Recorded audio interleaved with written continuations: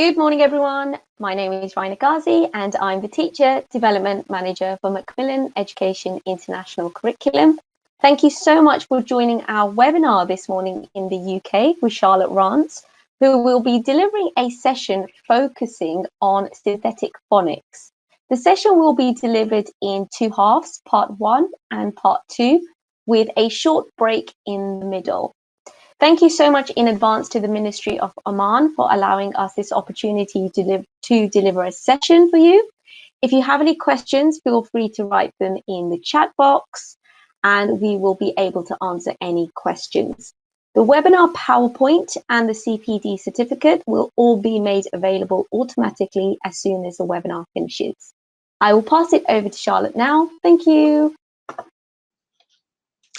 Good morning, everybody. Let me just double check you can all hear me okay. So in the chat box, can you please tell me what is your favorite English word?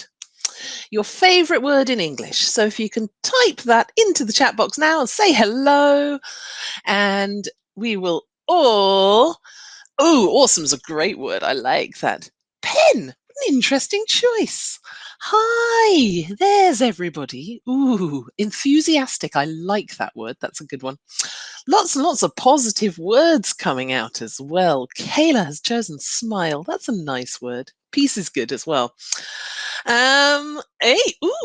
Radiant. That's a great word. Fantastic. Family. You are also positive. How nice to see such positive teachers in my webinar first thing on a Tuesday morning. What time is it in Oman? Probably about 2 hours advance of here, I guess. So around 11, 12. Ooh, 1 hour out. There we go. 3 hours different from me. It's 9 a.m. here in the UK. So we are here this morning to talk about synthetic phonics and how we can successfully blend our classrooms, move ourselves online, but still have a successful synthetic phonics program running in our classrooms. I'm going to start with a little challenge for you. So what I would like you to do, if you have a piece of paper in front of you, I'd like you to make 3 columns. The first column should be beginning, second column should be middle, and third column should be end. And I'm going to start by reading you a short passage, a short paragraph. It's a short paragraph that will tell you what I am going to be talking about in our session. So what I would like you to do is listen very, very carefully to what I'm saying. In my paragraph, there will be some words which contain a s sound. That s sound might be at the beginning of the word, in the middle of the word, or at the end of the word. Some words might have a sound at the beginning and the end, in the middle and the end. So words maybe need to go into 2 columns. What I would like you to do, listen very, very carefully and try and notice as many of the words as you can find, writing them into the correct column. Okay, here we go. Today, we'll be talking about synthetic phonics. The new phonic... Let me start that again. Today, we'll be talking about synthetic phonics. Synthetic phonics is the... Sorry, my brain has gone blank. It's too early in the morning. I will start one more time. Today, we'll be talking about synthetic phonics. We'll assess the format and I'll answer your questions. You'll see why teachers all around the world use synthetic phonics. We'll also talk about Snappy Sounds, the new phonics program from Macmillan. And I'll introduce you to some different ideas and activities. Okay.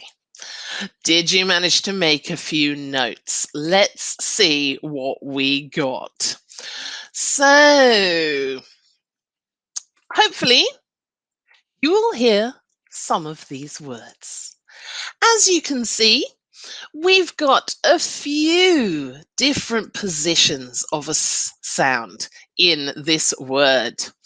And what we have found is that when we're practicing and when we're working with synthetic phonics, noticing activities are an incredibly important part of the class. So we're going to come back to some noticing activities later. But first of all, just wanted to give you a brief introduction to what we're doing. Visually, here is some support for you. So, in our first part of the session, we're going to be talking about why we should teach phonics. Specifically, why synthetic phonics? And we're going to get to grips a little bit with the mechanics of synthetic phonics. So, for those of you that are potentially still new to the idea of synthetic phonics or only just at the beginning of your synthetic phonics journey, this will give you all of the groundwork. For those of you that maybe are already using a synthetic phonics program, hopefully you will get some answers to some questions about the synthetic phonics program, but also you will have an opportunity to share some of your ideas and your tips. And in part two, we're going to be looking more at the mechanics and the activities that you might see and use in your classrooms. So, why synthetic phonics? Here is a little poem for you. Take a moment and read it through. I love this poem. It's so much fun. I'll give you a few seconds just to read that poem through. Now, this poem was written 118 years ago. People have been having difficulty with spelling and pronunciation of English sessions all the time. This poem was published in 1902 and it's credited to a guy called Lord Cromer. It was published in the Spectator magazine. And I will read it through for you, just in case you had a few challenges along the way. When the English tongue we speak, why is break not rhymed with freak? Will you tell me why it's true? We say so, but likewise few. And the maker of the verse cannot rhyme his horse with worse. Beard is not the same as herd, chord is different from word. Cow is cow, but low is low. Shoe is never rhymed with foe. Think of hose, dose, and lose.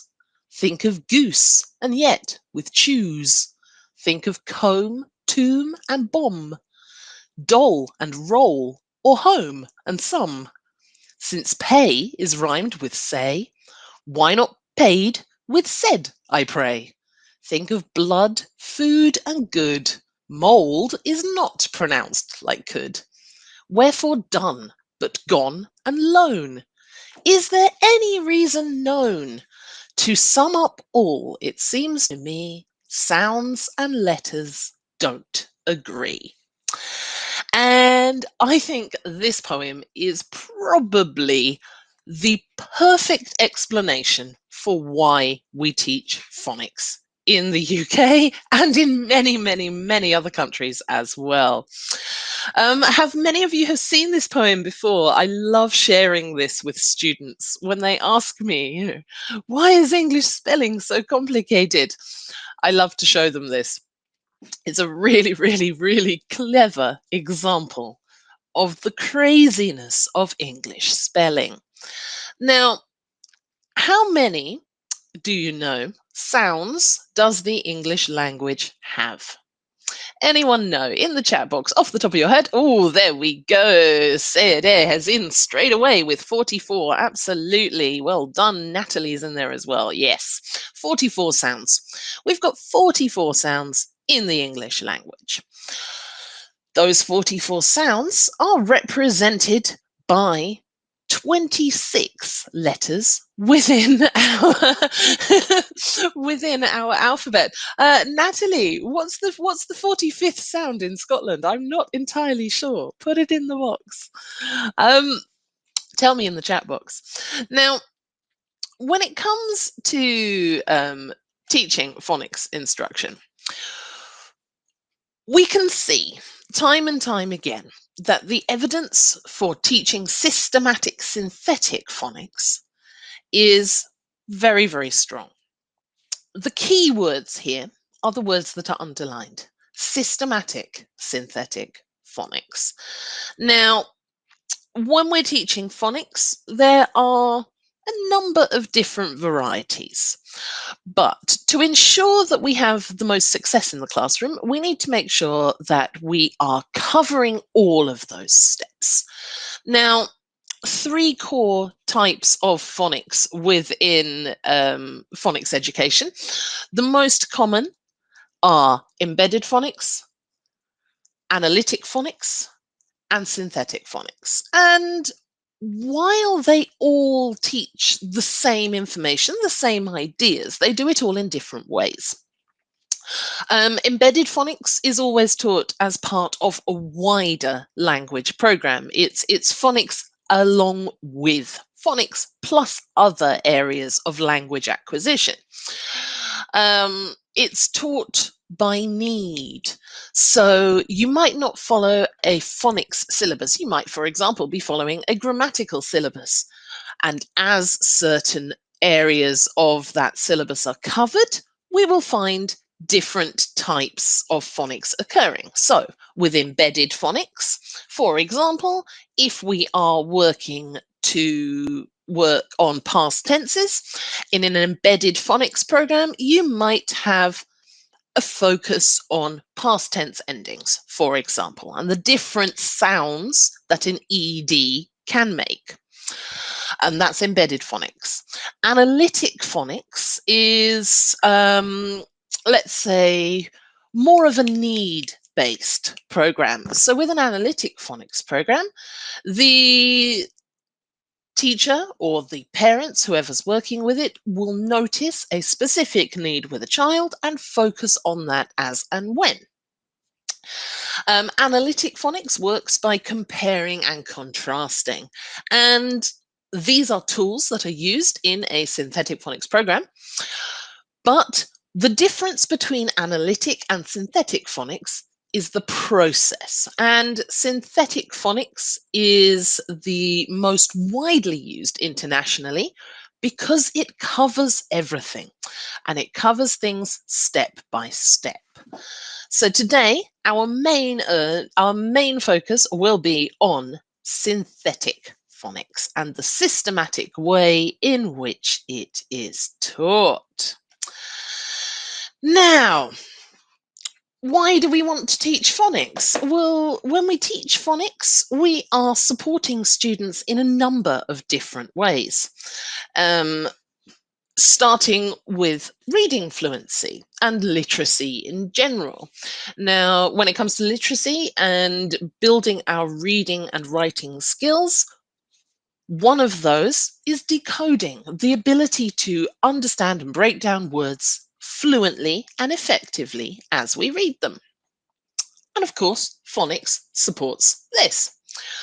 We also have improvements in terms of writing and spelling. Of course, if we can decode a word, i.e. we can see it written down and we can break it down into our sounds, if we can decode, we should also be able to encode, hear a word and form the correct spelling based on patterns that we know and we understand. So by improving our phonics, we should also see an improvement in our writing and spelling. Phonics will help to support spoken English. And I think this is why we've seen such a shift from phonics being a first language English tool to phonics being a tool in international classrooms, monolingual ESL classrooms, and also bilingual schools as well. Although it was originally developed for first language speakers, who struggle with the spelling of English. Because of the improvements in spoken English and all of these other areas as well, we see that we've seen a massive growth in phonics moving outside of the first language classroom and into the international context. It will also support word recognition, it builds student confidence, and of course, it's a tool that supports learner autonomy. So there are lots and lots of great reasons to teach phonics, but I think the main one that we can remember is that English spelling is absolutely crazy, and we need to study it to master it. Now, let's break this down a little bit. So, in terms of phonics, we are dealing with sounds and letters. As we've already said, there are 44 sounds in the English language, and we can refer to these sounds as phonemes. A phoneme is a sound. We have lots and lots and lots of different sounds that we need to teach over things. A question for those of you who speak Arabic. Does anyone know how many sounds there are in Arabic? Can anybody give me a comparison? Let me see. I'm not sure of the answer to this question. Learning opportunity for me. Countless. Ooh, 28. There we go. Okay. There's a few less distinct sounds in Arabic than there are in English. What does that tell me? Well, that tells me that some of those 28 sounds will be in the English language. Some of them may not. If we ask about the alphabet, and so here we have 26 letters in the English alphabet. How many letters in the Arabic alphabet? Is that 28?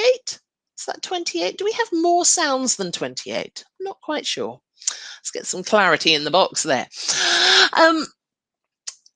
Aha, there we go. Yes, 26 letters, 44 sounds. So as we can see in English, we have a little bit of a problem.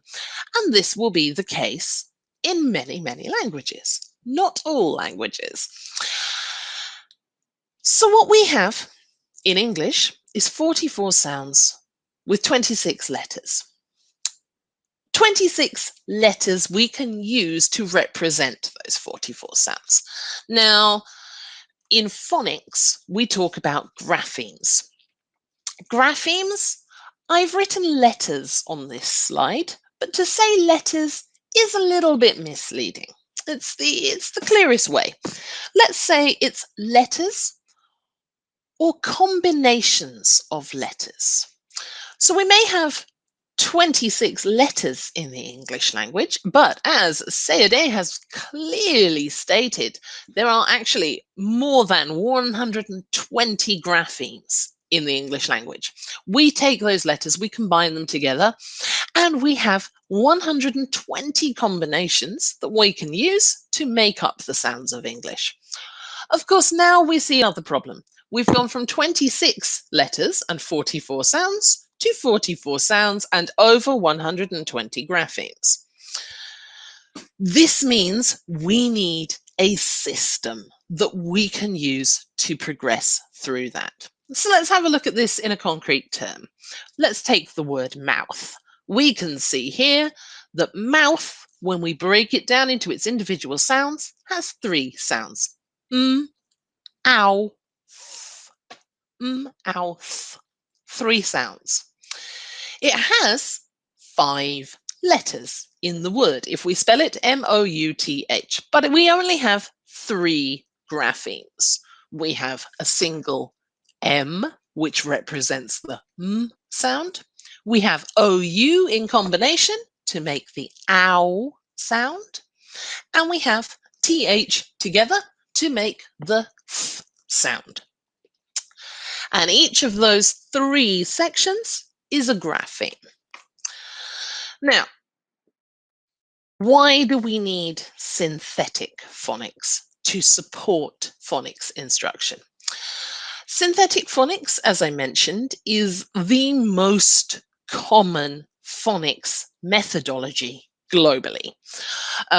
Synthetic phonics is what has been implemented into the majority of curricula around the world. So if you're in a country which has phonics as part of the national curriculum, the chances are it's going to be synthetic.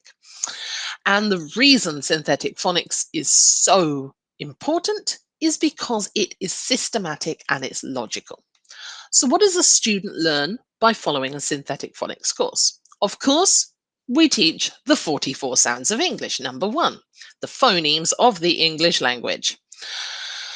Graphemes, then we teach to represent them. But the key to the key to synthetic phonics is that it is taught in a systematic way. We teach from the basic, easy to identify phonics representations. So the grapheme, phoneme combinations that represent the most simple, easy to recognize sounds, moving up towards those more complex questions. So for those of you who are currently teaching phonics, what is the first sound letter combination that we teach? Absolutely. And regardless of which synthetic phonics program you are teaching, and there are many, many, many, many, many, those sounds and letters are taught in the same systematic way. It's why synthetic phonics is typically known as SAT-PIN. And that represents the first section of sounds that we teach. So s, a, t, p, I, n. These are the first sounds that come out in a synthetic phonics program. Why? Because they are very high frequency. We use them a lot. We can use those individual simple sounds to make and create a lot of words. And also, they have a limited number of representations. We also teach two key skills in terms of synthetic phonics: blending and segmenting. Segmenting is breaking down words into their individual sounds. Blending is combining sounds together to make words. So, for example, if I ask you how many sounds there are in the word ball, you should be able to tell me that there are 3. And if we're segmenting, you should be able to identify them. So, b, or, l, ball makes a new wonderful word. When we break it down, we've got 3 sounds. When we put sounds together, if we take p, I, n, p, I, n, p, I, n, pin, there we go. We've got a blended word. Now, 2 more things that are very, very key to synthetic phonics is the idea that phonemes and graphemes in English have multiple representations. So, a phoneme, an individual sound, could be represented in a number of different ways. Let's take the sound A. A as a sound. Can anyone write in my box a word that contains the sound A? A whole word. Let's have a look. The sound A. Brilliant. So we've got pay, day, bay, the AY. We have got AI in paid. Absolutely. Ooh, an A with a silent E in date. Fantastic.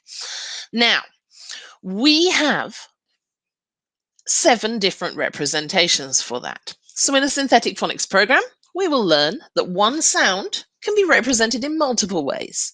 That might be a single letter, it might be 2 letters, it might be 3 letters together, or even 4 letters together can be one grapheme.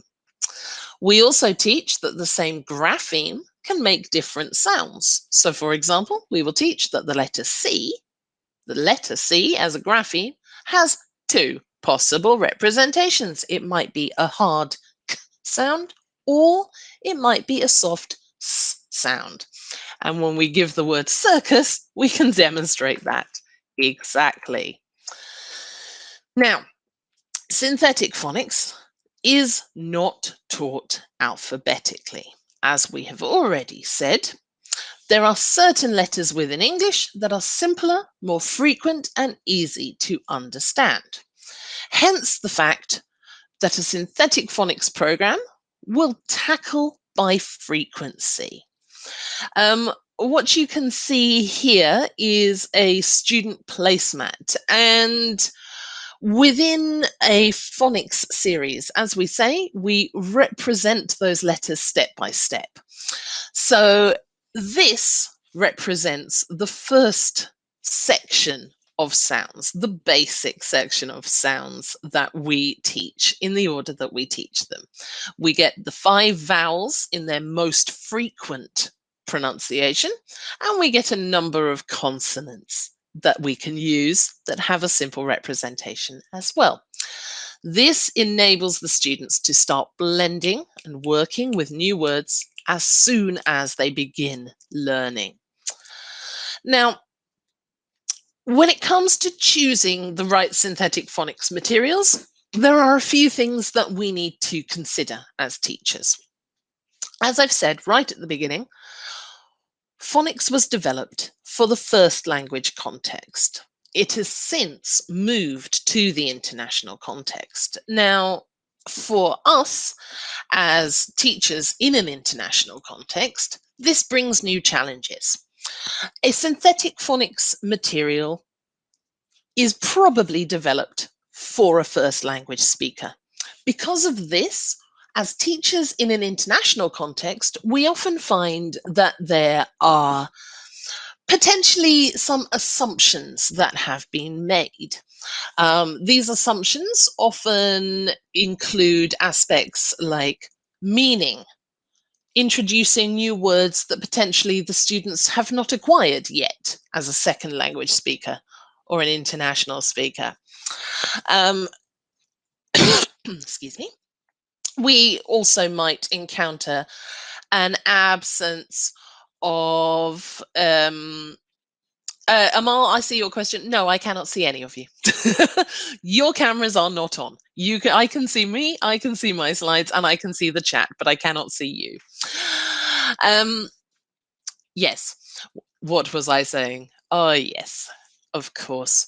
So we need to assume, we often find that a phonics program is assuming an understanding of meaning in an international context, meaning that our students may not have yet acquired. It also assumes that students can notice and recognize the sounds of their own language. Now, babies, when they are born, very, very quickly start to tune into the sounds of their mother tongue. English babies can identify sounds that exist in English versus sounds that do not. The same is true for native Arabic speaking children, for native Spanish, French, German, Italian speaking students. Every country, as a baby, we very quickly acquire the specific sounds for our own language.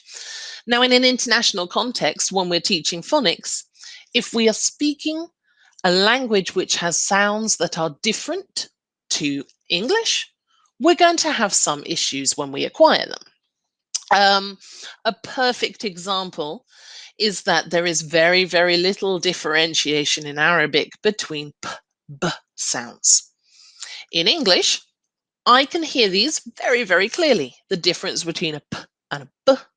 But of course, for an Arabic speaker, this is a big challenge. The differentiation does not register as quickly. Absolutely. Sayade has pointed out th and t. So th and t or th and t combinations. These have another impact. So whether you're speaking Persian or Turkish, or even if you are from Ireland, a native English speaking country, the difference between th and t does not really exist in an Irish accent. Yeah, so many of you are bringing up these absolutely perfect examples there in the chat box. So yes, being able to notice those differences is a core part of phonics instruction in an international classroom. We as teachers need to spend much, much more time on the noticing aspects.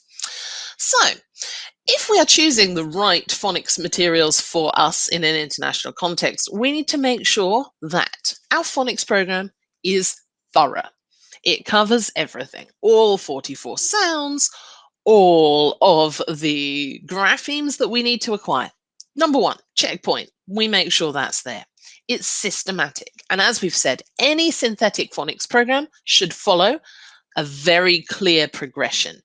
This is the methodology. Just as most English books will have a similar progression through acquisition of language, we will see the same thing in a phonics series, whichever book you are using. Two more things. Explicit. It should be clear. It should be obvious to the children for what we are doing. And of course, it should be consistent. So we should see similar techniques going through, a balance in how much time we are spending. But of course, we need to make sure that we are finding something that is quick. Phonics acquisition is not a long-term process. We are building a toolkit with phonics. We need to be doing phonics quickly. In the UK, it's taught over 2 years. And that is very typical in the first language classrooms and also in the international schools that many of you are working at. It will be covered in kindergarten, in first grade, somewhere around there, maximum 2 years. This means that children are acquiring those new graphemes at a rate of 5 or 6 per week, building up quickly, enabling them to use those tools. And of course, we want to see lots and lots of support for the students, support for noticing activities, support for us to give them all of that language that they need to acquire, enabling the students to make the new sounds, to identify the new sounds, and to also read and write those new sounds. So, as we've said, identifying individual sounds is called segmenting, breaking those words down into different stages. We learn to do this step by step. So if you notice on the bottom of this teaching card that we've got here, and this is a teaching card from the Macmillan Synthetic Phonics Program, Snappy Sounds, you should notice at the bottom of the card, you have got that list of progression. So, as I mentioned, sat pin. Macmillan, we've moved that M along a little bit. So we do sat pin. But that combination of letters will always be the first that we see. Why? Because we can give many, many, many examples of words which use those letters and use those sounds to be able to break them down and identify them. And what you'll notice with a phonics lesson, and you can see the lesson outline here, we start with saying and hearing.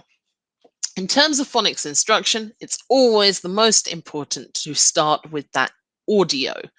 Start with the listening and the speaking before we move on to the reading and the writing every single time. Moving from identifying segmented individual sounds, we need to move into blending. And blending in an international context offers different challenges to different places. I, for example, worked many years in Turkey, and in Turkey, combinations of consonants in Turkish, they're not often found together.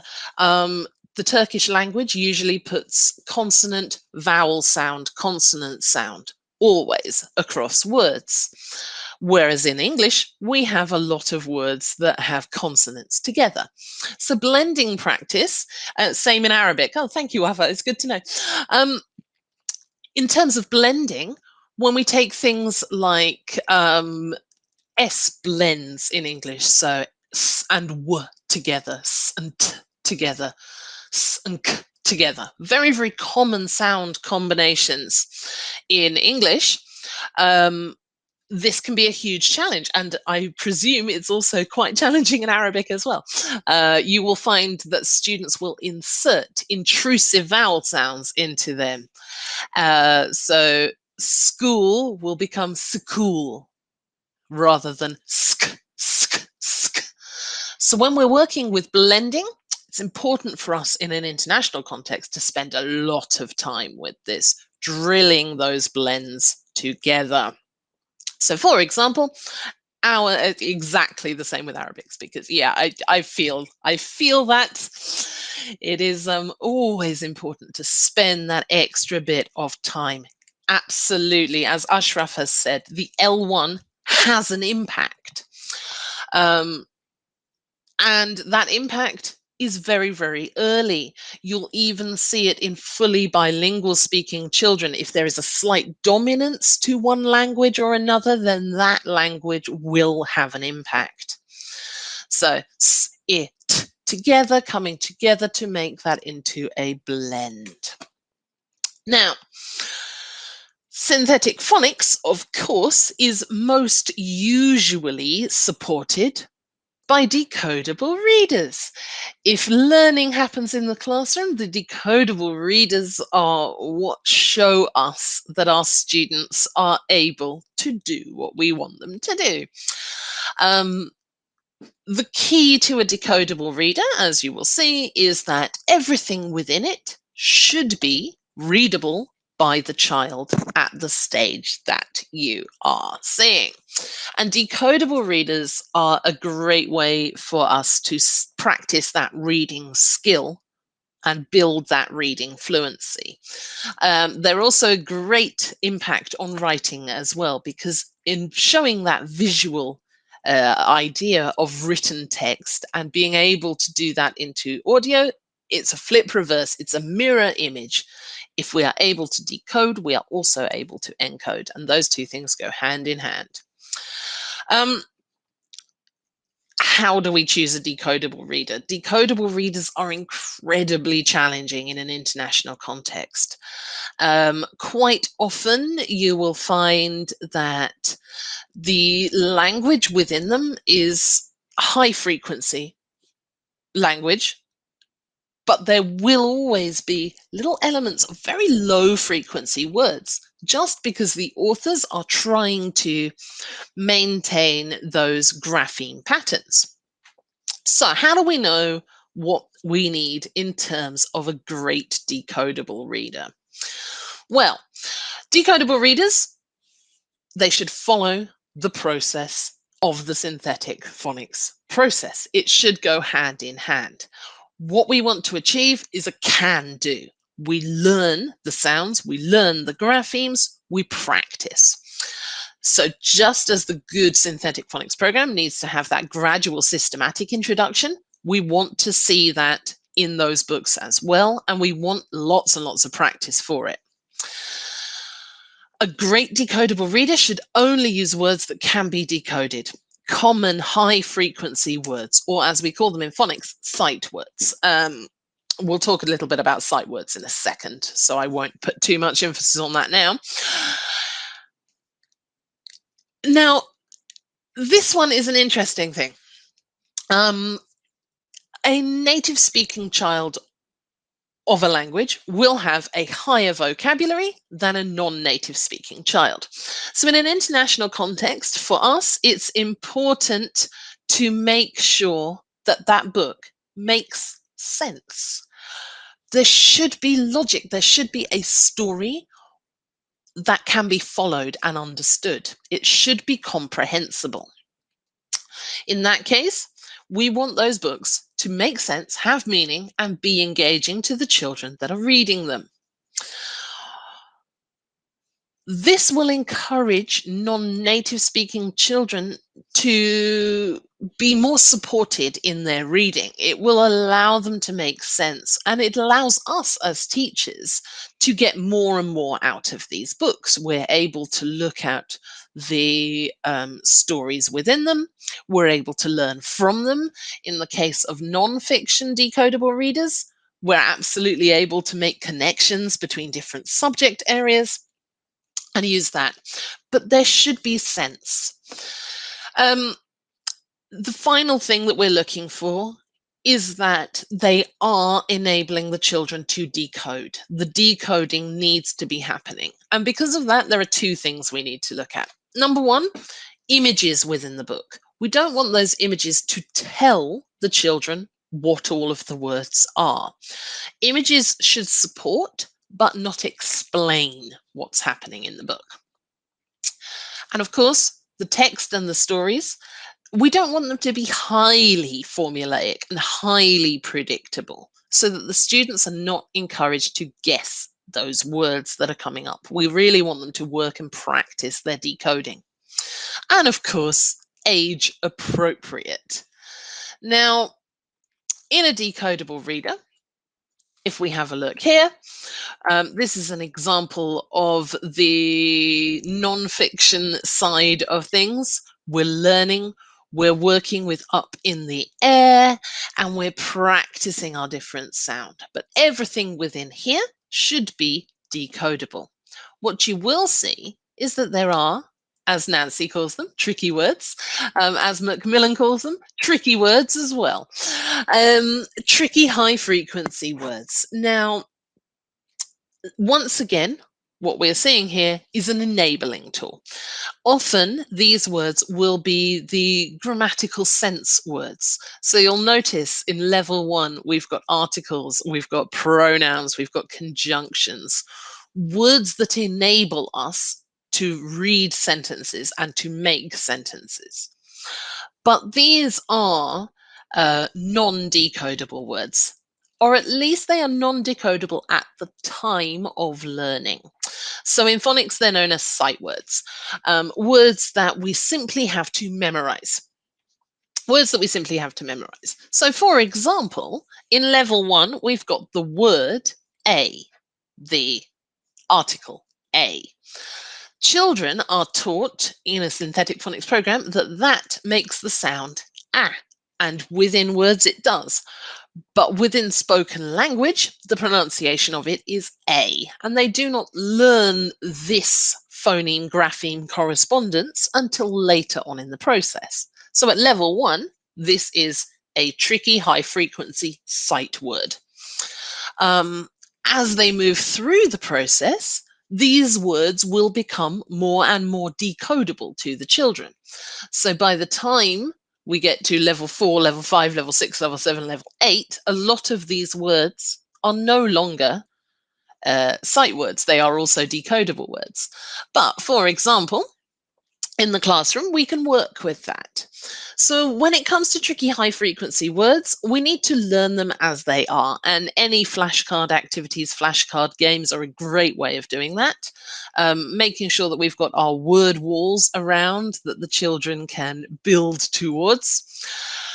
Chants are a great way of practicing them. So making sure that we're using them in simple sentences. And if we're practicing, let's say we are practicing p and b definitions and differentiations. So we might make a little chant. I like pepper. I like butter. I like pepper. I like butter. And we can build those words in and use them as part of that chant to encourage that recognition. As we move along, we should always encourage as much decoding as possible when it comes to tricky words. So if you take a look, for example, at the word put in level 1, we know that p and t are taught right at the beginning of a synthetic phonics program. The problem in this word is because we learn the letter U as an sound first. Here, it represents an sound. But in the classroom, when it comes to introducing this sight word, we can ask the children, okay, what does the p make? What sound is this? What sound does this make? And we can identify p and t right from the very first week. And we can say, okay, brilliant. So you know this one and you know this one. This word is put. and we can fill in the information. As they learn to decode, we can come back to these. And yeah, Brenda, it's a big problem in many cultures, that sound. And it's because the single U as an is less frequent than it is as an R. So we work with what we can, and the best practice for identifying tricky high frequency words is reading. The more we read, the better we get. Now, the other element, of course, is assessment. Within a synthetic phonics program, we have to make sure that what we're doing is learning. Now, of course, decodable readers are the first spot of assessment. Listening to children reading out loud will tell us so much about what they have acquired. But of course, there are different elements as well, being able to identify words in sounds in different positions with words, and of course, decoding. How do we know that the children are decoding and not just memorizing? What you find in phonics assessment is non-words, and these are, in an international context, very much an argument point. Some teachers love them, some teachers hate them. This is also true in the first language context as well.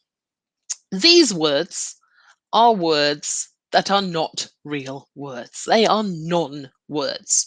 They're words that have been invented to demonstrate reading patterns and decoding patterns.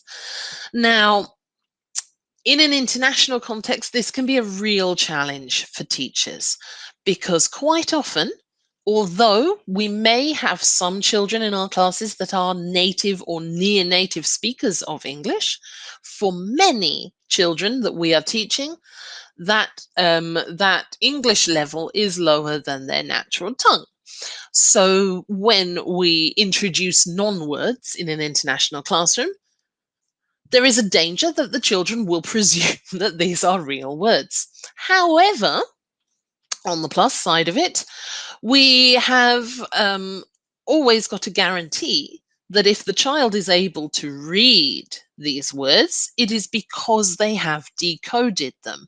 So if we take the word strees in the middle, we can see that they have blended that st together, like at the beginning of street. They've got that E, and they've got the ZE as Z, strees, and they are able to decode it. But of course, there is no meaning. One activity that I like to use in an international classroom when I'm teaching with phonics is a simple thumbs up, thumbs down game. Is it a word? Is it not a word? Okay, and it works really well on the screen as well. So when you've got your students up on Zoom in front of you, or whichever platform you might use for internet-based teaching, we can see those students up there. And one thing that we can do using a simple PowerPoint, you might even want to use some video as your background in Zoom, get those words flying across. They simply have to identify, is it a real word? Is it not a real word? And if it's a real word, give that definition. But of course, within testing, they are a core part. So we will see, you can see here, these are some typical phonics assessment cards done one-to-one with a student. In the first section, we practice the sounds. In the second section, we practice real words. And in the third question, immediately here come the non-words. And as part of assessment, you will find them in almost all phonics programs. Non-words technique in Arabic as well. Yeah, it's the decision was made that it is the most effective way to know that they are definitely not memorizing lists of words. And I don't know about parents in Oman, but certainly many of the parents I've worked with will try to get their children to be able to do all words as sight words. They will spend hours drilling the children on identifying words with word cards, making sure, they've learned everything. But what that doesn't tell us as teachers is whether they are decoding. So the non-words essentially prevent well-meaning cheating, let's call it. Well-meaning cheating. Okay, so we are going to go and have a short break. After break, we are going to be looking at some good hands-on practical activities sorry, did you want me to go back to that momentarily? There we go. Those are the words there, but these are non-words, so don't forget that. We're going to go and have a short 10-minute break. During the break, Rainer's going to pop a little video on. If you're interested, stick around. If not, go make some coffee. And after the break, in about 10 minutes, we will start 10 minutes. We will start with some practical hands-on bits and pieces and games and activities for practicing these ideas. Okay, I will see you all in 10.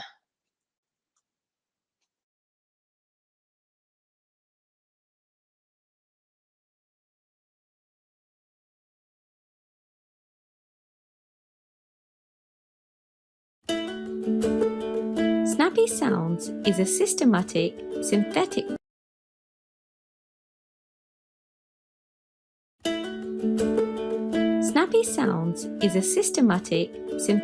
phonics series built by world-class educators, authors, and speech pathologists. Snappy Sounds helps you deliver effective phonics instruction through a unique and snappy I do, we do, you do phonics instruction through a unique and snappy I do, we do, you do teaching routine that I do, we do, you do teaching routine that will reduce your preparation time. Engaging and modern decodable readers that get students reading independently from week 1. A mastery teaching sequence that ensures you set the right pace for your students. An assessment check that reveals exactly where students need further support. Built-in professional development support to help you teach snappy sounds with confidence. These resources are organised into 8 levels. Levels 1 to 4 cover foundation and 5 to 8 cover year 1.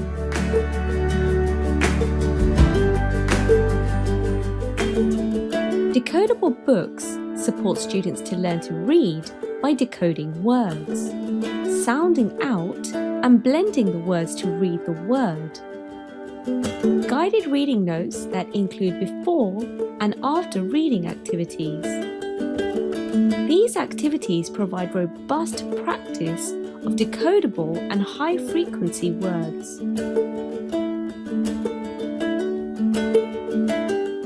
As well as comprehension and vocabulary checks and fluency activities.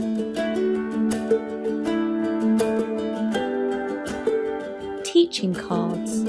These large format cards for introducing new letters and sounds and revising previously learnt ones are cleverly designed to include teacher tips on the reverse side, including the lesson objective, say, hear, write, read, and spell directions, and word lists.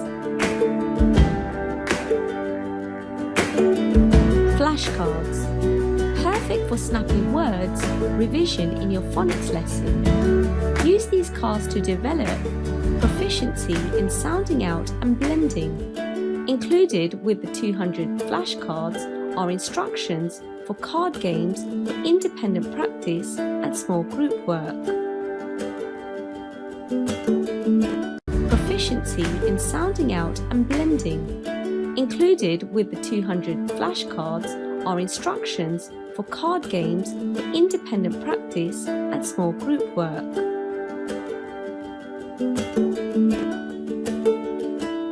placemats. These bright and colourful reference tools will continue your students' letter sound correspondences exposure during their school day.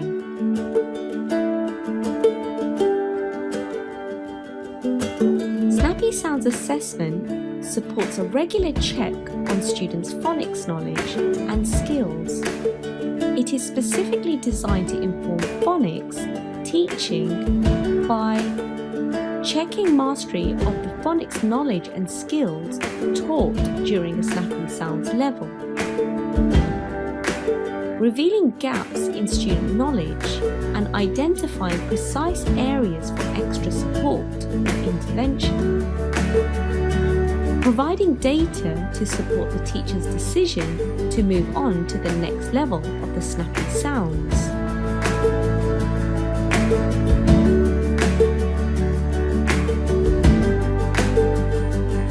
Teacher resource books, all the information you need about the Snappy Sounds series, as well as activity resources for every independent practice session.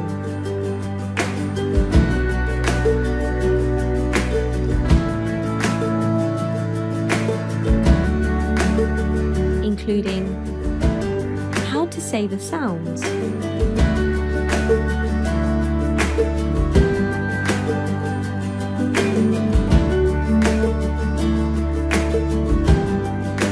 planning and implementation support, full step-by-step lesson plans,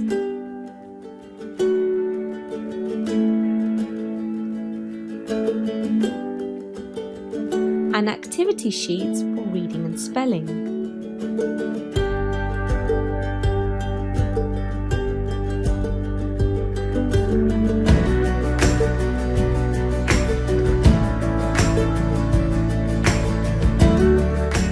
Online lesson support, your go-to place for some quick pre-lesson preparation.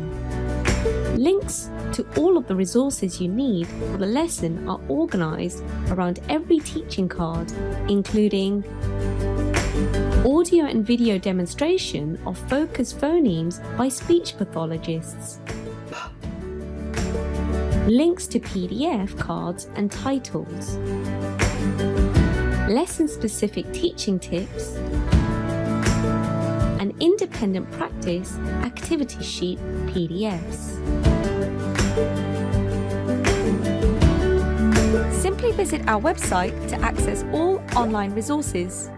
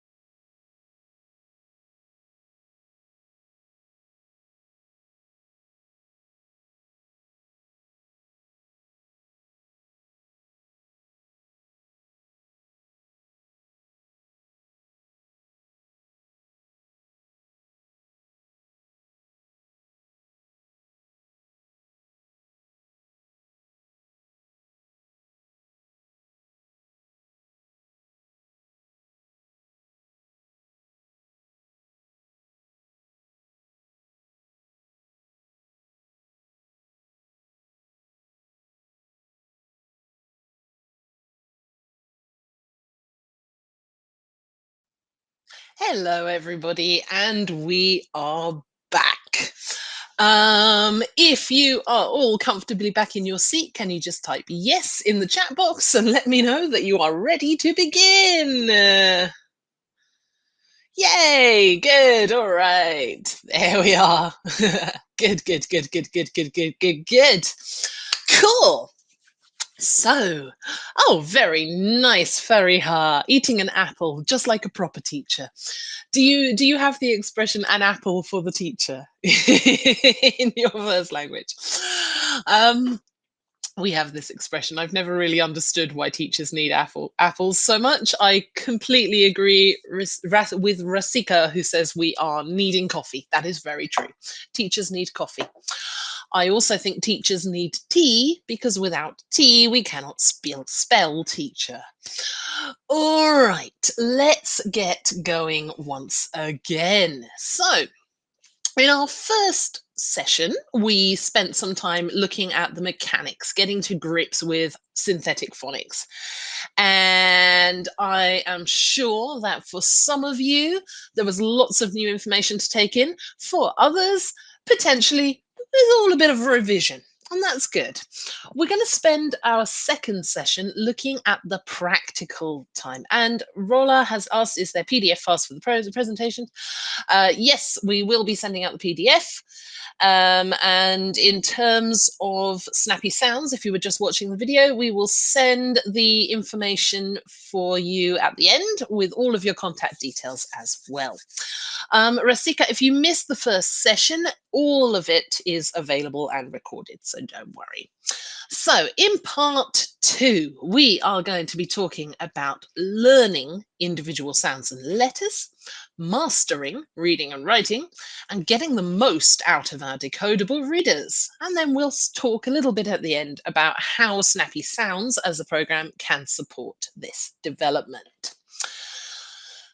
Now, I'd like to start by looking at some top classroom tips for phonics. And of course, I am a teacher of young learners, so I'm going to do a gap fill for you. Can't help myself. So, my first question to you.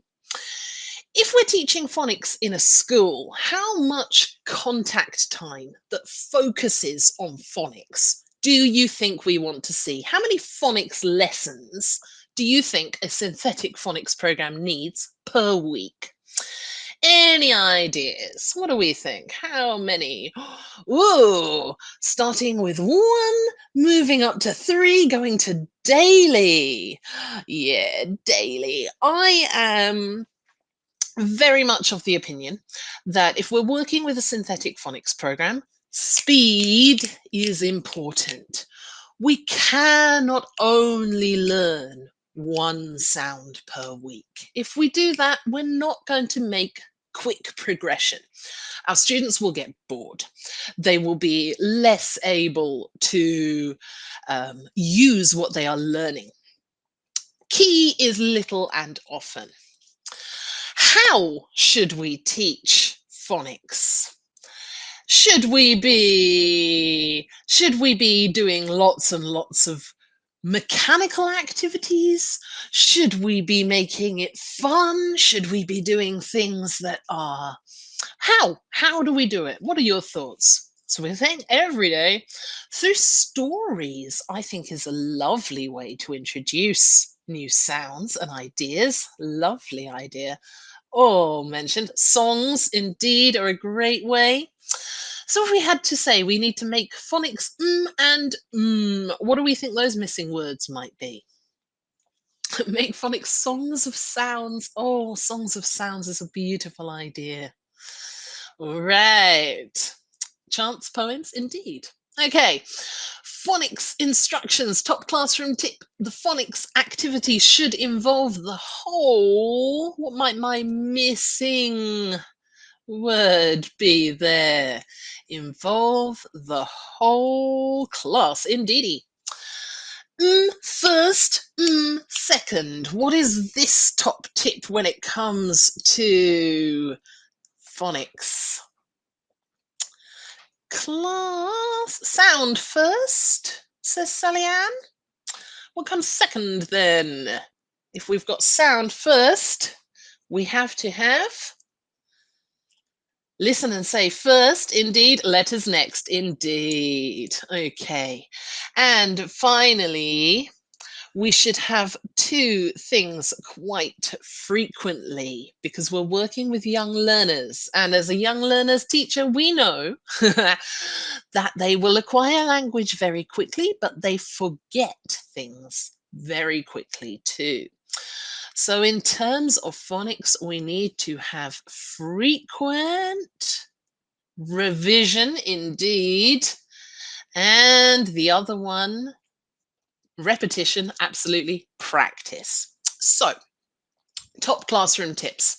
Speed, as I've said, is of the essence. We want to see 5 or 6 dedicated phonics sessions per week to really get the most out of the phonics program. Those might be full classes. They might be short bursts of phonics, maybe 15 or 20 minutes built into the second half or the first half of a lesson unit. But 5 or 6 dedicated lessons per week is a great way to pace a phonics. Within one lesson, we should be introducing one phoneme grapheme correspondence or revising what we have already known.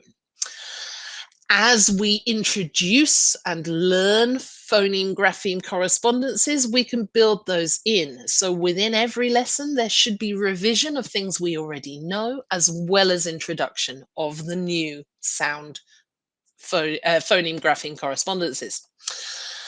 Phonics should always be fun and active. It should always involve the whole class. We need to remember that we are teaching very, very young learners here. As much as we can, getting that multi-sensory experience of learning. It helps.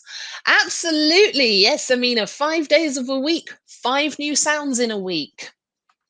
5 new sounds in a week is achievable. And that's the sort of speed that we should be working at. Because what we're trying to do is build the tools to be effective readers.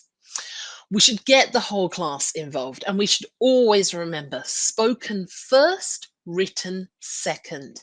There are a limited number of sounds, only 44, but there are so many different ways to write them.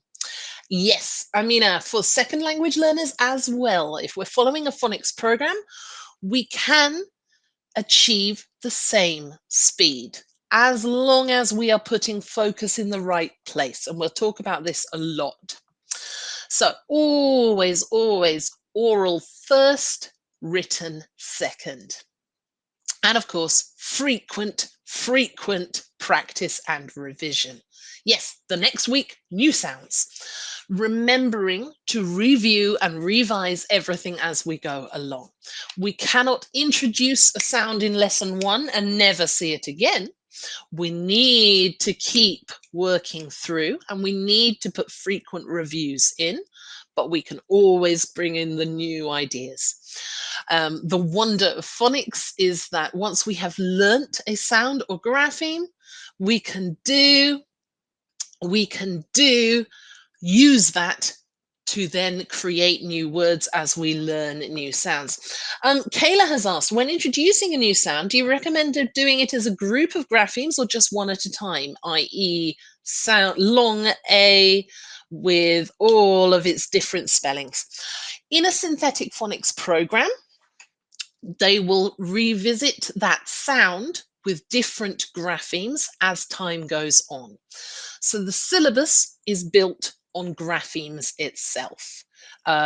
We do learn all of the combinations, but we will learn them in different stages.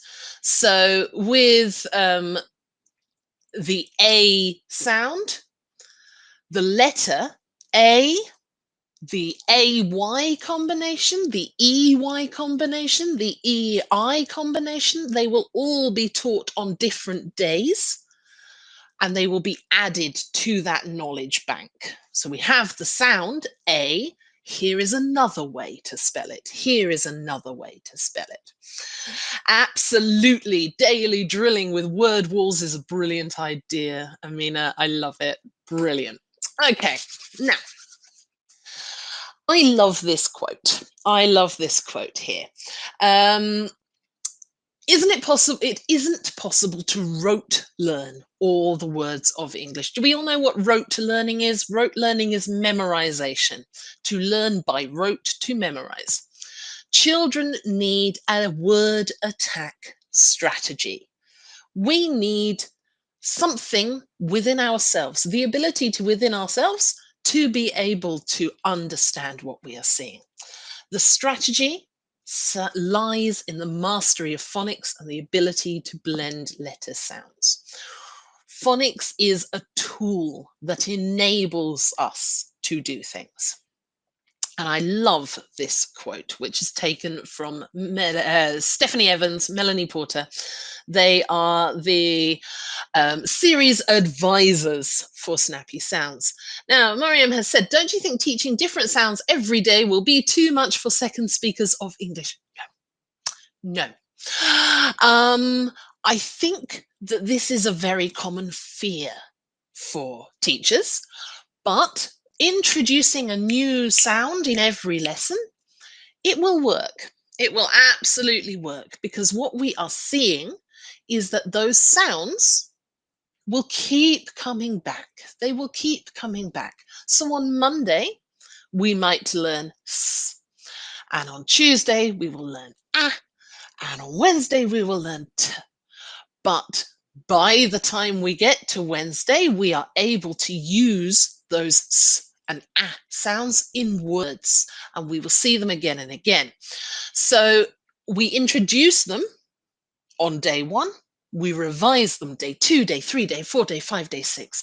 So it is that repetition and that building up systematically, which allows us to practice and master those individual sounds. As Rasika has said, blending and segmenting. Introduce and then practice as much as possible. Okay, now, in our first session, I mentioned that noticing is a very, very important part of learning sounds and letters, getting to grips with new language. Yes, noticing in an international context is often an overlooked skill. And if you're working with a program that is designed for native speakers, you will find that you need to add in a lot of extra noticing. As we've said at the beginning of our session, languages are different. All languages are different, and your mother tongue will have an impact on second language acquisition. We know this, proved time and time and time again. So noticing those miniature differences between languages needs to have a strong focus in an international classroom. How do we encourage noticing to happen? There are so many different things that we can do. So we've already talked a little bit about drills. We've talked a little bit about chants. And drills and chants are a great way to notice new sounds. Emphasis is another great technique that we as teachers can use in our classroom. So one technique that I use quite a lot in my teaching is stammering or stuttering specific sounds. So if we're working on the p sound in the classroom, then I would say p, p, please, p, p, put. Really highlighting, emphasizing the individual sound that we are working on. If we're working on w, then I might ask my class, can you open the window? Highlight and emphasize those sounds as we teach them as part of the drill. And the children enjoy it as well. So we can always do that in lots of different ways. Another great technique that we can use with noticing is allowing children to take ownership of different sounds. So, for example, if we've got a student in our class, if we are teaching a sound and the student in our class maybe is called Sede, then we can give ownership of a sound to someone whose name begins with that sound. Encourage them to notice every time they hear it, that's mine, my sound. My sound is a sh. And of course, Charlotte starts with the CH spelling of sh. But every time I hear a sh sound, I can link that back to my sound. I know that I begin with a sh. So taking that ownership. Exposure is the key matter. The more we hear, the more in tune our ears become. So using as much English as a teacher in the classroom as possible, incredibly important. Encouraging children to listen to English in its natural resources. And even when we're not teaching phonics directly, highlighting what we are hearing. Oh, do you remember we practiced this sound earlier in the week? How many words can you hear in this sentence that contain the sound?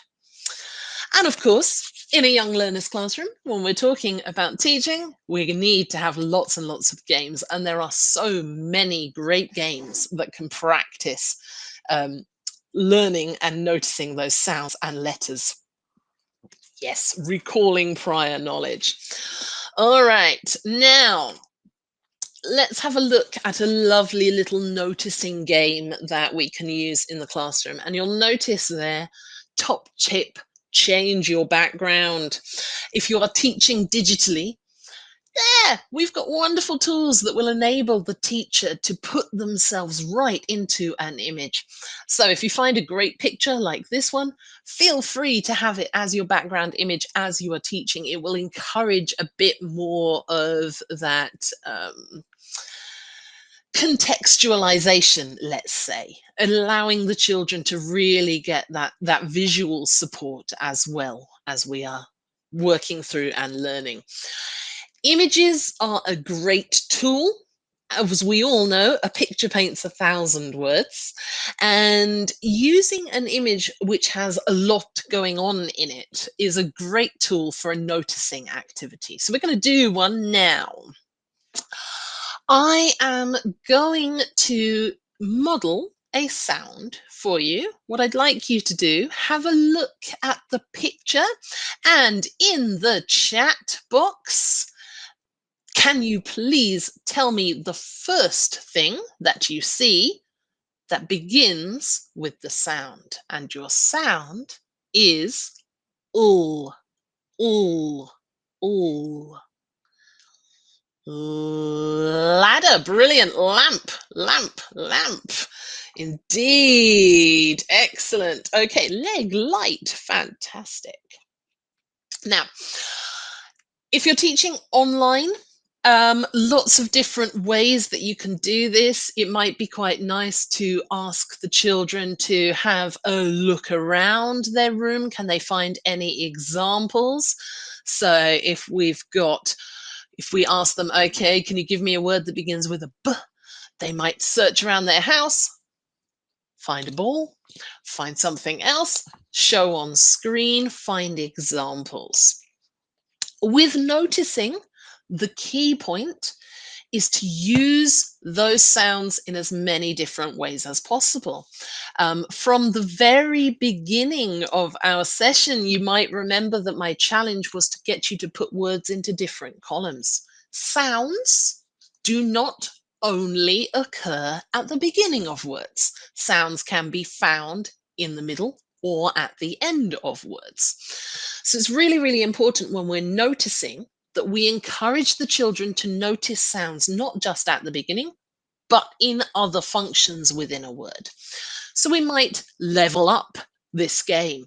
Instead of finding words that begin, I'd like you to give me the first thing that you can see that ends with an ul sound. Girl, brilliant. Steel, oh, lovely, lovely, lovely. Good, good, good. Fabulous. That's what we like to see. Excellent. And then we can work and we can say, okay, give me a word that has a l sound in the middle of it. And we might notice, and we'll find slide. Indeed, slide, play. Brilliant. Great words. Okay. So it's important when we're working with noticing activities, we're not just focusing on the beginning of the words. We need to encourage children to notice sounds within the words as well. Oh, cloud. Good word, Natalie. I like it. It's a lovely, lovely, lovely sounding word there. If you were watching the video, then one thing I will say is that the teacher's resource book for Snappy Sounds has got some great different games and activities that we can use for noticing activities within it. The lovely thing about Snappy Sounds is that it is a complete synthetic phonics program, but it was written with international speakers in mind, which means that there is more focus on the noticing aspect and the segmenting aspect than you might find in another synthetic phonics program that was designed for native speakers only. Sadie, I will give you that information at the end of the session, I promise. Okay. So lots and lots of different ideas, and a thumbs up, thumbs down activity is one of them. We talked a little bit about using thumbs up, thumbs down to work with non-words as well in our first session. But we can use this in lots of different ways, and it's a nice, easy visual representation that we can use in our international online teaching context that we now live in. So simple thumbs up, thumbs down, yes or no indicator. If you want to make it even more active, you can do it as a stand-up, sit-down activity, and it shows us as teachers, even when our students are muted, if they are recognizing. Promise I will give you that information at the end of the session. Okay, so lots and lots of thumbs up, thumbs down we can do. Noticing, of course, will also involve mechanics. And one of the things that we can use to encourage those individual sounds and letters to be learned is through modeling. You'll notice here there is an image of a teacher making the f sound, so teeth on lips, blowing the air through. And it's really important to talk to the children in the classroom about these things. We often refer to the E sound as a smiling E, because that's what our mouths do. When we say E, we create a smile. So it's a smiling E.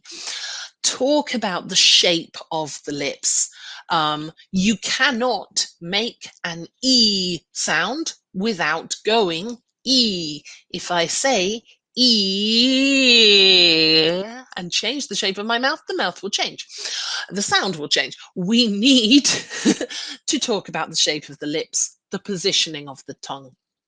We need to talk with our students about whether a sound is voiced or unvoiced. But of course, we don't need to do that in the most technical jargon. We can simplify things. So for example, in Snappy Sounds, we don't say voiced or unvoiced sounds. We say loud sounds and quiet sounds.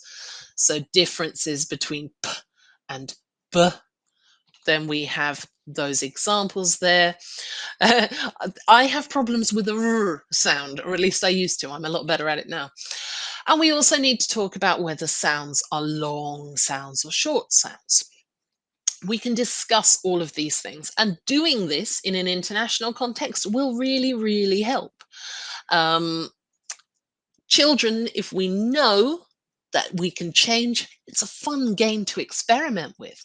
So we can practice different ah sounds. How do we move our mouth around? What happens if I make my mouth together? What happens if I open it up? Play these ideas with the children. They will enjoy it. It's an excuse to look silly and have some fun. Yeah, J's and G's are often very, very complex to get our heads around. Now, once we have worked on our individual sounds, we need to start mastering the reading and the writing aspect. And as a new sound is introduced, as we've said, we start by saying, by hearing, but we also will practice the reading and the writing of that sound within a lesson as well. So the first step within synthetic phonics is being taught to form the new grapheme. Even in a first language classroom, we need to practice. Children, when they learn to write, they write letters backwards, they get things wrong. And for a classroom in Oman, we've got the added challenge of potentially being introduced to new letters in the alphabet at the same time. The alphabet is very different, so we're relearning to formulate different letters. Some of the hints and tips that we use in the classroom are things like air writing, so using your finger in the air or taking your pen in the air to write on things. Yeah, absolutely, you've got the added challenge of going left to right instead of right to left. We need to practice these things. This is all new skills that we're learning. We can use techniques like air writing, mini chalkboards, mini whiteboards, anything that's nice and big. I love sand trays for writing in, especially with very young learners, because it adds in that tactile bit. Foam trays, I'll show you an image in a moment. And we work with those things. Sandpaper tracing, oh, lovely. Good, good, good. Anything nice and multi-sensory that we can bring in will increase that learning experience. Moving from there, we start going into word formation. We can do activities such as dictation activities. We start to read squishy bag tracing. I've never done that. Shabina, can you give me in the chat box a little explanation? I would love to give that a go. Sounds fun. So, not to say that these are the only ways, but there are a few little techniques that we can use to start working on our reading and writing. So there, the word fun is our shaving foam tracing, sand tray tracing, anything like that works really well. Something that is easy to write in, clear, and then redo. So Play-Dohs, clays are a great thing, either forming the letters physically. So if you've got some Play-Doh, you can use it to create letters. Glitter trays are lovely. Chalkboards, we all have our personal favorites. Cookie cutters as well are a great way. Doesn't practice your writing so much, but it helps with your spelling and your reading and writing. Salt does work, yes. Other things that we can do to help master the reading and writing, you'll notice here there's can and cane, our magic E making a difference. So we are talking here about the effect of the magic E and what that does. So here the dots are representing the length of the sound. So with can, it's dot, dot, dot, k, a, n, short sounds, k, a, n, can. But once we add the magic E on the end, you can see that one of those dots has turned into a line, which shows us k, ain. It's a longer sound. So asking children to read a word and decide if it's a short sound or a long sound using letters. The other activity that we've got up here is the lovely image of a sheep here, and our sheep enables us, it's what's known as an Elkanin box. They enable children to break down words into sounds. So here we need to write the word sheep into 3 boxes. 3 boxes because 3 graphemes. Yes, 5 letters, but 3 graphemes. So in the first box, they would put the sh sound, the sh. In the middle box, they'd put the E sound, the double E. And in the final box, they put the P sound for sheep. So it's broken down according to the sounds. And again, we're talking here about segmenting, breaking down into individual sounds. Yeah, absolutely, Rasika, segmenting. We can do this the other way around. So you might give them the word sheep and ask them to put the lines in. Where are the sounds? And it will work vice versa as well. Lots and lots and lots of things we can do to master reading and writing. One of my favorite games for mastering reading and writing is always the sound swap. Clear hand sanitizing gel in a Ziploc bag with glitter. Yes. Anything that involves glitter gets my seal of approval there. And place the letter cards and they trace through it. Oh, amazing. Yeah, brilliant. I love it. So, blending words together, mastering reading and writing, understanding that changing one letter can change a little sound. This game can be as easy or as difficult as you want it to be. It can be as focused or as general as you want it to be. Minimal pairs, indeed. So here we ask the students from a selection of different cards to change different sounds out, changing one sound to make a new word. So bat might become bad, changing the t to a d. Bad then might become bed, changing that a to an e sound, etc., etc., etc.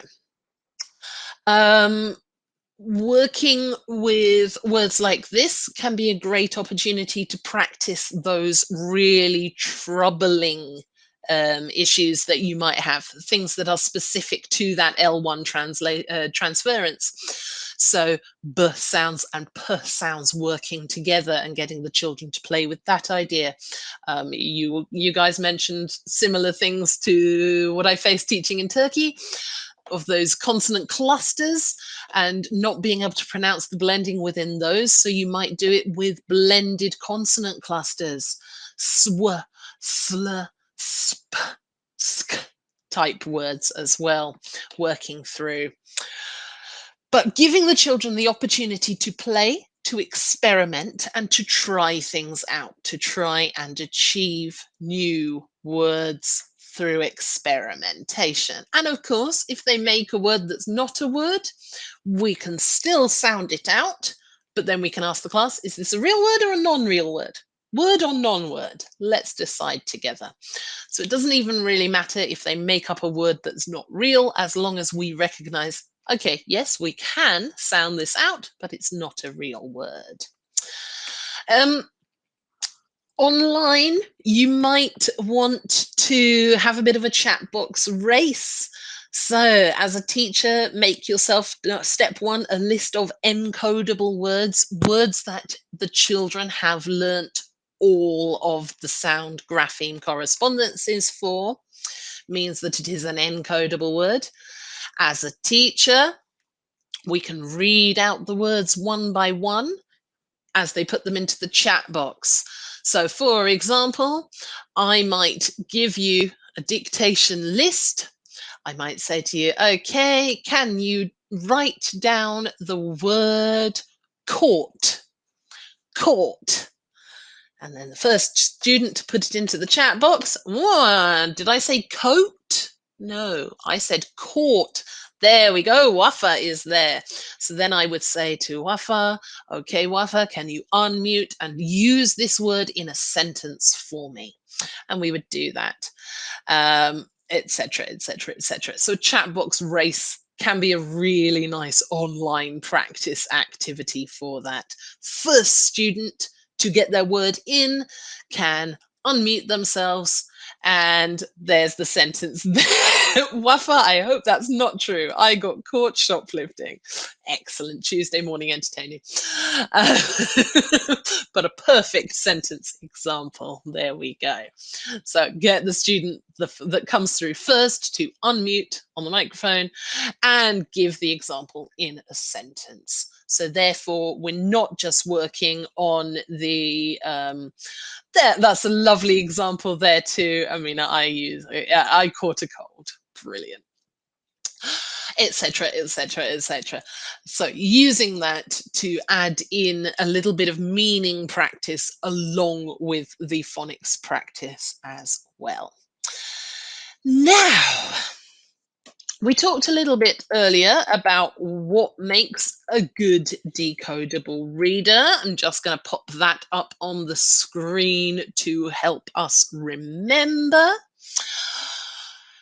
But what we can say is that if we use this checklist to know if the decodable readers that we are using are appropriate for our students, then what we can do in the classroom is use a decodable reader in much the same way as we would use any reader in a classroom. So let's have a look at what this means. Now, in a normal class where we're doing reading, before reading, we will set up the students to read. And much like with anything else, if we're using a decodable reader that is understandable, that is meaningful, we can do the same thing. So just as with any reader in the classroom, when I get my students a new book, I'm going to ask them questions about the cover. So what can we see? What's happening in the picture? Can you read the title? What do you think it means? We would work through those visuals in much the same way as we would in any classroom. Moving on from there, of course, we need to do a little bit more groundwork and preparation with our readers. Absolutely brainstorming, setting up that, it's giving them all the scaffolding they need to successfully read, as we say. This, however, does need to take into account that we need to brainstorm all sorts of different extra ideas.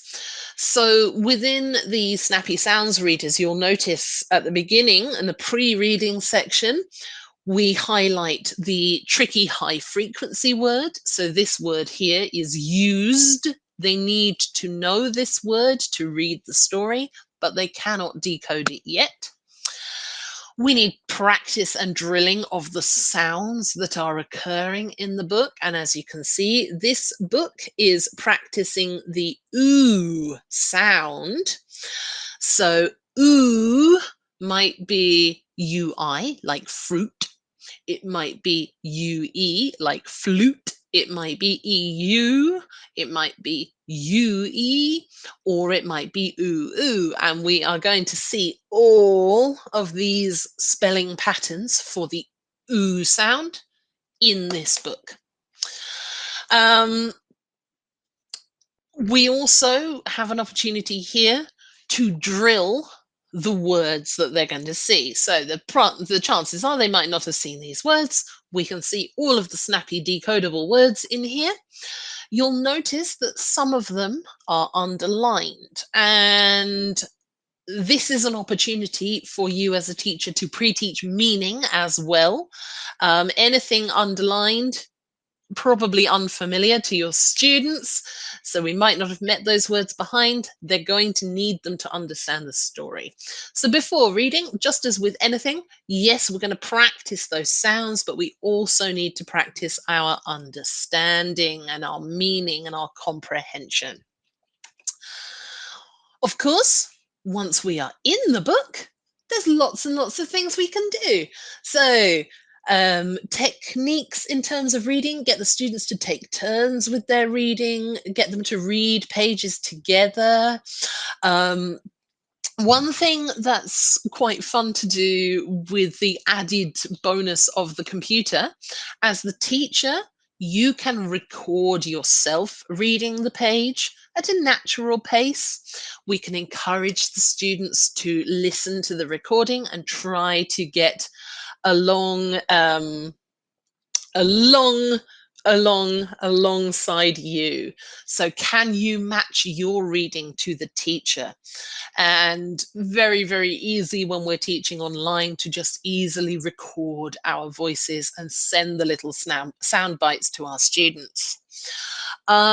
Getting every step. So when we're practicing specific words, so here, what was our sound in this book? It was an oo sound. So Gran had a new fruit drink plan, making sure that we're sounding out and blending the new sounds.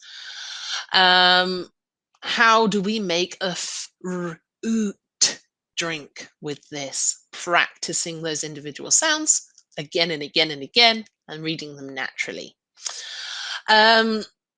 Sounding out and blending. And of course, regularly checking student comprehension.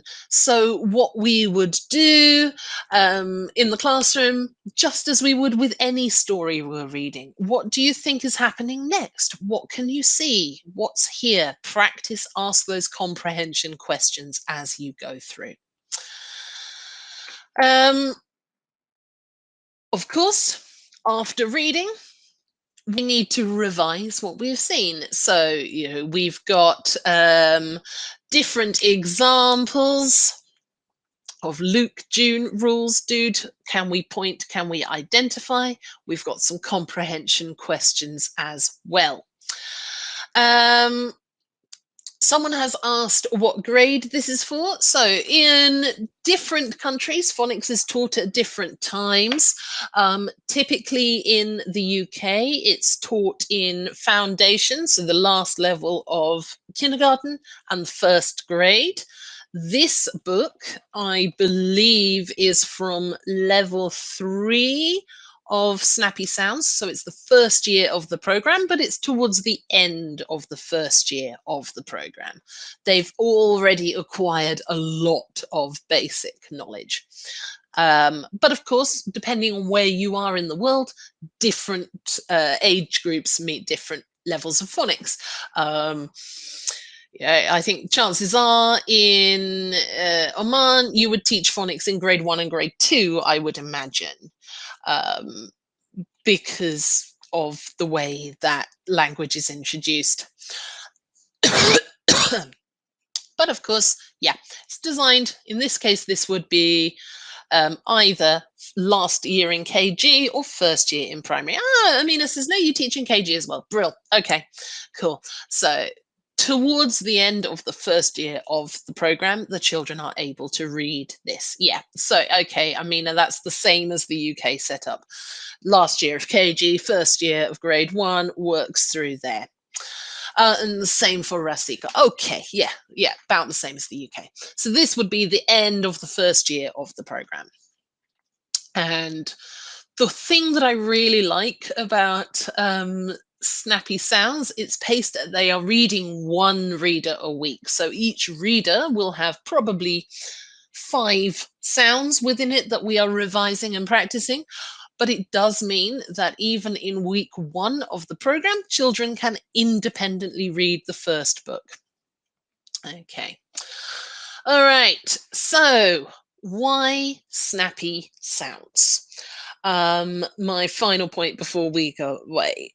Now, a lot of you have mentioned some very, very well-used and well-known programs like Jolly Phonics. These are all synthetic phonics programs. All of them are synthetic phonics programs, and they will all follow the same syllabus.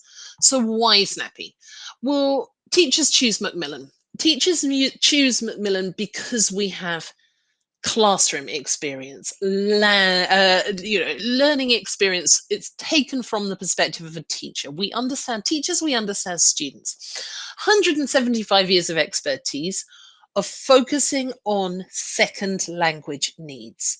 And I think this is really what makes Snappy Sounds unique, is that it took that into consideration in its development. As we said, most of the phonics programs are taught for first language. This was built and constructed with the knowledge that phonics is not only for native speakers anymore. There's a real focus in it on empowering young learners, and with all of the digital support that comes along in our interconnected digital world, it's a great tool to use. Essentially, we're looking at global best practice and building skills for the future. Someone has asked whether this program has been approved by the Ministry of Education. I believe it's in the process, but the best person to ask will be our lovely regional team, and we will give you all of those contact details at the end. But yeah, don't worry about that. You will have contact details available. You can ask all of those questions. So, what does that mean?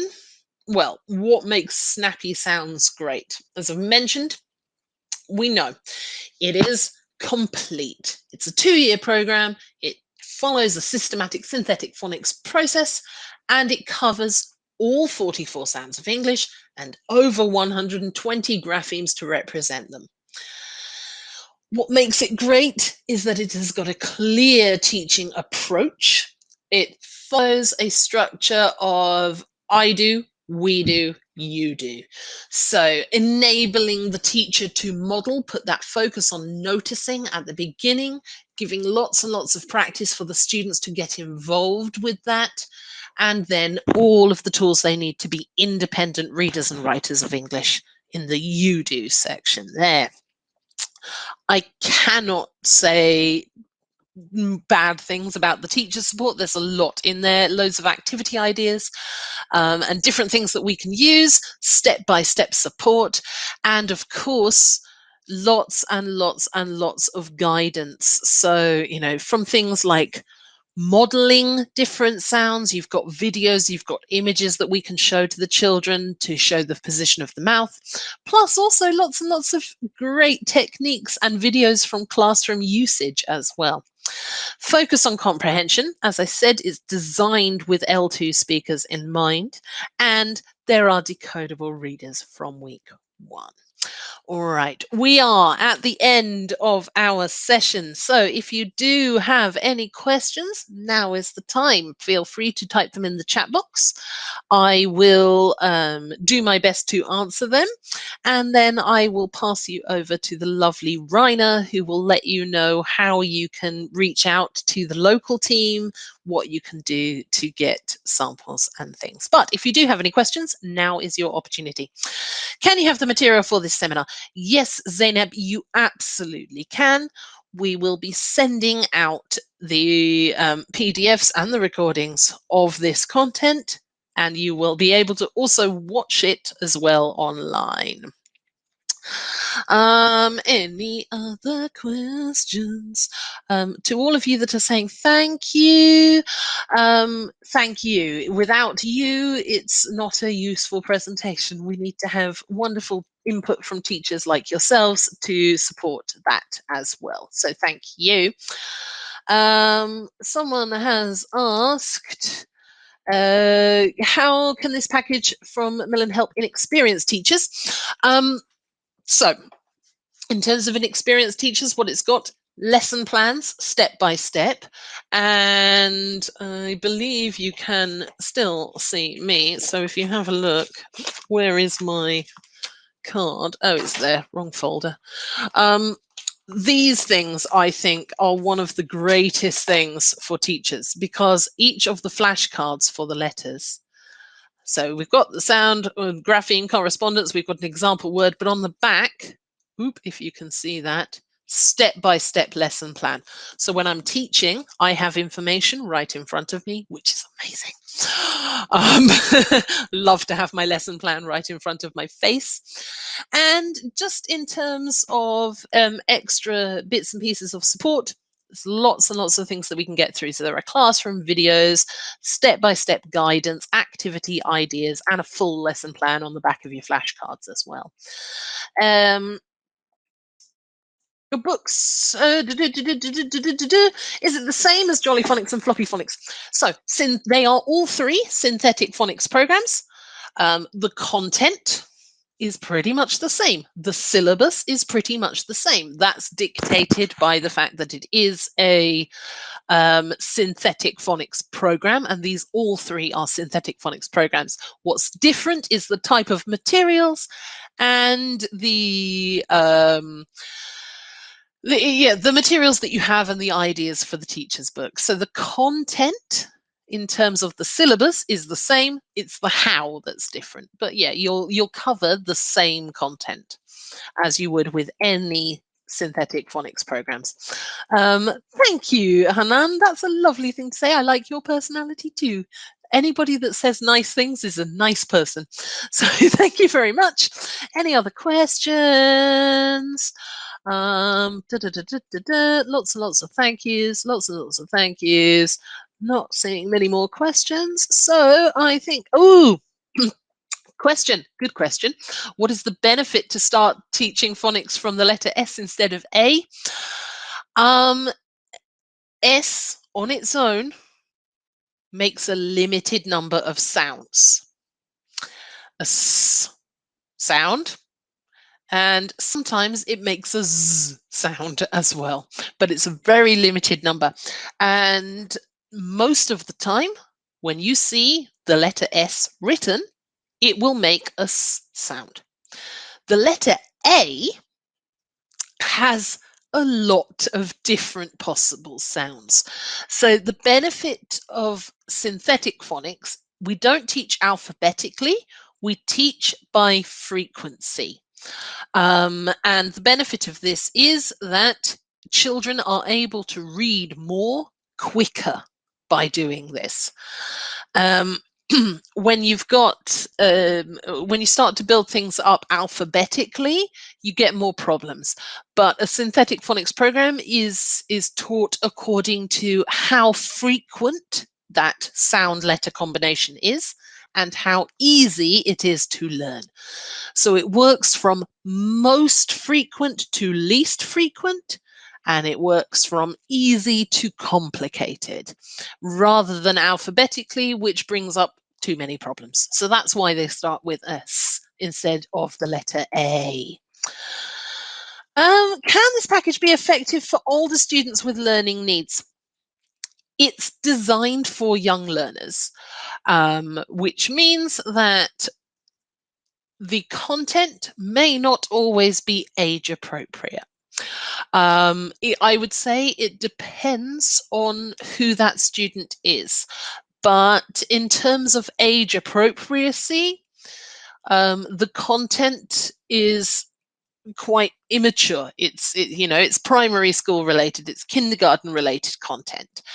The good thing about Snappy Sounds is that the decodable readers have fiction and non-fiction titles, and I think that quite a lot of the non-fiction titles, yes, would probably be very appropriate. But it would entirely depend on your students, Natalie. And in terms of the biggest problem would be the maturity level of the content, if that makes sense. Do your books come with soft copies? So all of the books are, well, let me see if I can find you one. I can show you one. I must have one nearby. Where did I just put my folder? Nope, disappeared. There it is, found it. Okay, so the books themselves are nice little soft paperback readers. They also come in a digital format. So there's one. This is the first book, Sam. And as you can see on the back, it practices s, at, sounds in there. So this is book 1, week 1 of the program. And it's a paperback book, but they also come from through in digital and audiobook copies as well. Any more questions? Right, let me just double check. Do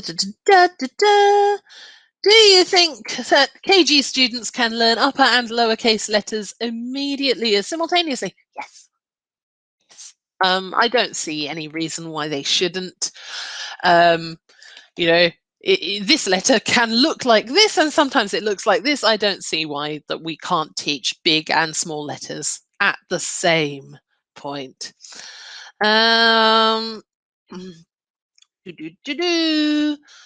Any more?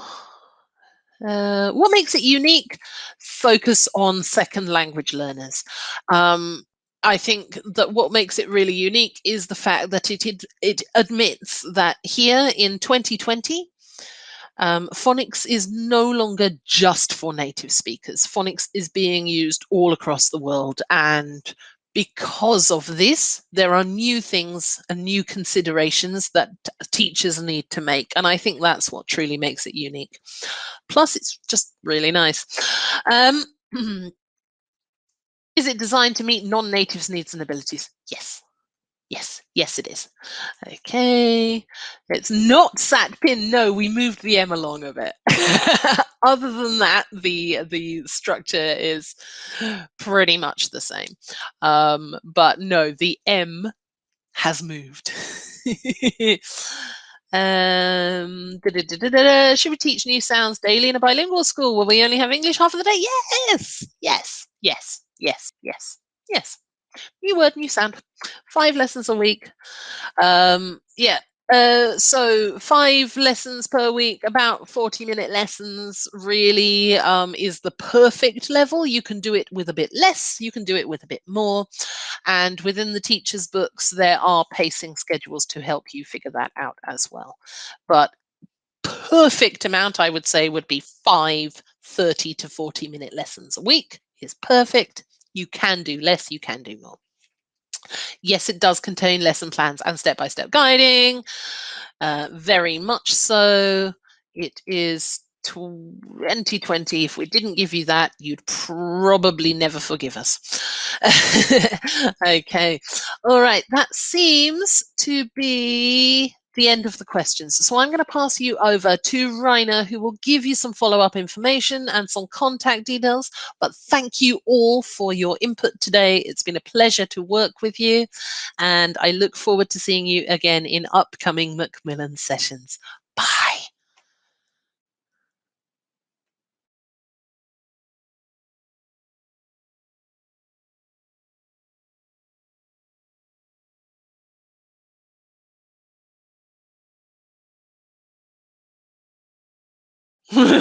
Are you there?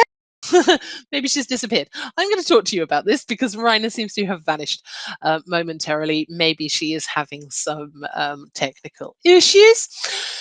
So, more information can be found on macmillanic.com, the Macmillan International Curriculum website, which is not the same as the Macmillan ELT one. It's a different website, so you will have to go there to find the information about snappy sounds. We've also got lots and lots of learning at home content, so do check out that tab. Locally, you've got 2 wonderful women who are able to take care of your needs.